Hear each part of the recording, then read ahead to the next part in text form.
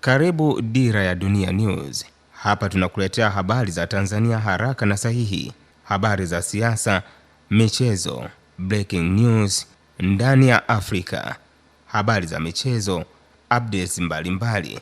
Serikali imesema nini leo? Kila kitu unachokitaka kwa lugha inayoeleweka. Subscribe sasa, like na share. Dira ya Dunia News, habari zinazokugusa zaidi. Asante kwa kuwa mwanafamilia. Rais wa Senegal Bassirou Diomaye Faye amemteua mchumi mwandamizi na aliyekuwa afisa wa Benki Kuu Ahmadou Al Aminou Lo kuwa waziri mkuu mpya baada ya kumtimua aliyekuwa mshirika wake wa karibu Ousmane Sonko, hatua ambayo imezidisha mgogoro wa kisiasa nchini humo. Senegal inakabiliwa na deni kubwa la umma linalofikia asilimia 132 ya pato la taifa.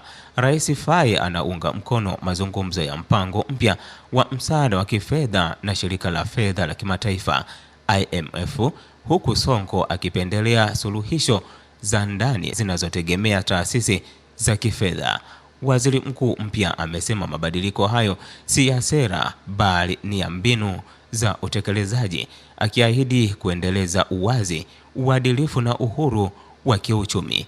Mvutano kati ya Faye na Sonko umeibua maswali kuhusu mustakabali wa utawala wa chama tawala cha PASTEF na juhudi za kufufua uchumi wa Senegal.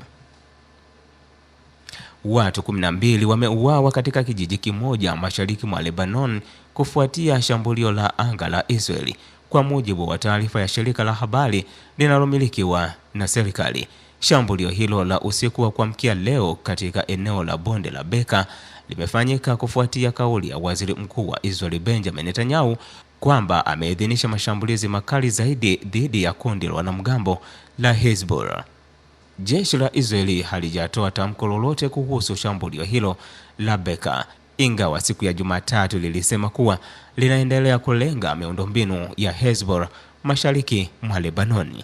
Wafanyakazi wa uokoaji wameripoti kuwa miili 12 imetolewa kutoka chini ya vifusi baada ya wimbi kubwa la mashambulizi ya usiku yaliyolenga maeneo ya kusini na mashariki mwa Lebanon.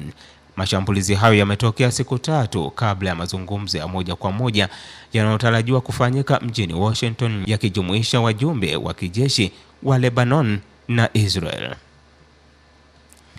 Na kiongozi mkuu wa Irani Mojtaba Khamenei amesema mataifa ya eneo la Mashariki ya Kati hayatatumika tena kama ngao za kulinda vituo vya kijeshi vya Marekani. Katika ujumbe wa sikukuu ya Eid al-Adha uliopeperushwa na televisheni ya taifa, Khamenei alisema ushawishi wa Marekani katika eneo hilo unaendelea kupungua siku baada ya siku. Kauli hiyo inakuja wakati Irani na Marekani zikiendelea na mazungumzo ya kutafuta makubaliano ya kumaliza vita vilivyoanza Februari 28, huku usitishaji mapigano dhaifu ukiendelea tangu Aprili 8. Wakati huo huo, jeshi la walinzi wa mapinduzi la Irani limesema lilidungua droni ya Marekani na kufyatua risasi dhidi ya ndege nyingine zinazojaribu kuingia katika anga ya Irani, likionya kuwa litajibu ukiukaji wowote wa usitishaji mapigano. Nikiripoti Ulingo wa Habari Kimataifa, mimi ni William Henry.